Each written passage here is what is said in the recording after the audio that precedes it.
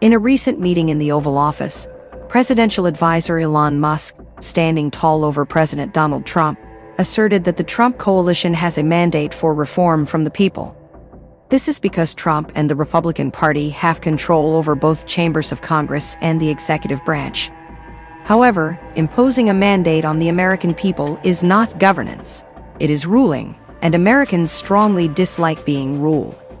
If Trump and Musk are not cautious, they might find themselves repeating former President Barack Obama's mistakes, which could alienate the country and create a strong opposition movement that could stagnate the rest of Trump's term. In 2008, Barack Obama was elected on a wave of hope and optimism, campaigning as a great compromiser. In his initial meetings with congressional leadership, Republicans left with the impression that the new president was ready to govern collaboratively.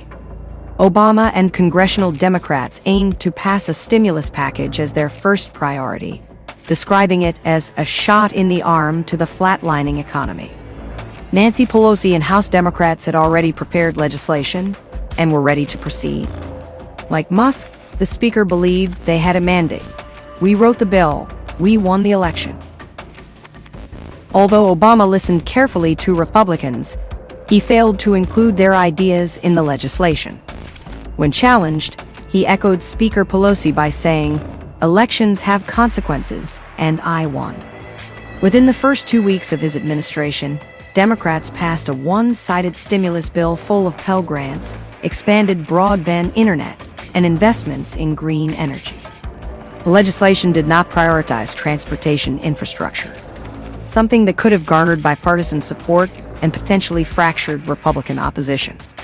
As a result, not a single House Republican voted for the bill.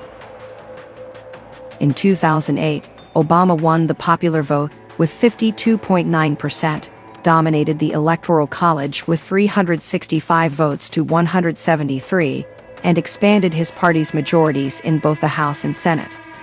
In contrast, in 2024, Trump won the popular vote by a smaller margin of 49.8% and secured a narrower Electoral College victory with 312 votes to 226. While Obama may have had the votes to pursue his agenda in Congress, Trump only has a slight minority in both the House and Senate.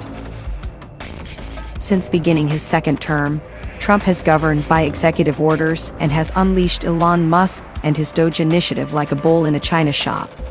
They are moving quickly and disrupting things, much like Obama and the Democrats did in 2008. They are correct. The American people desire reform. However, one-party reform is not genuine change. It is merely a change of leadership. Some Democrats have acknowledged this in various ways. California Representative Ro Khanna has offered to assist with the Doge initiative, while Jared Golden and Marie Gluesenkamp-Perez introduced a bill to establish an electoral reform subcommittee and joined the Blue Dog Coalition, which is dedicated to financial stability and national security.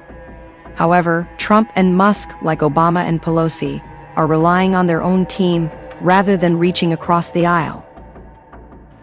History does not favor this strategy. When Obama alienated Republicans at the start of his administration, it marked the beginning of his decline as a compromiser and dealmaker.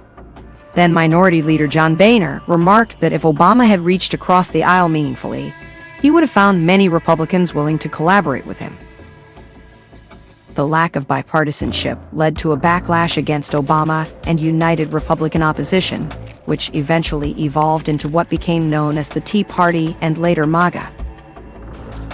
A mandate for change is not a blank check for one party to do whatever it wants. Trump and Musk may need to reconsider their strategy with Doge if they want real reform.